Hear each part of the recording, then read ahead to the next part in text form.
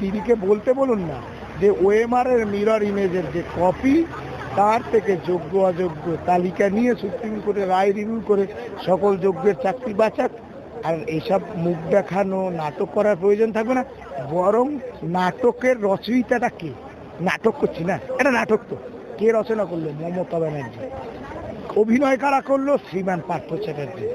কারা? শান্তি সিনহারা, সুবীরেশ ভট্টাচ, কুন্তল, শান্তনু, এই চোর যারা বাঙালিতে মুখ দেখাচ্ছি। এইসব কথা যে অমূলক এবং ফালতু, এগুলো আপনার দর্শকরা বিচার করবে এবং দেখবেন কমেন্ট সেকশনে বলবে এই যে মিনি পাকিস্তান নালা যে মন্ত্রী মশাই যার কথা বলছেন, উনি এখন সাম্প্রদায়িক লোক। মানে খারাপ লাগে ওনার সম্পর্কে আমার কথা বলতে, কারণ আমরা উদারনৈতিক মাস্টারমশাই সমাজের সব অংশের মানুষকে সঙ্গে নিয়ে আমরা চলতে পছন্দ করি। সেই জন্য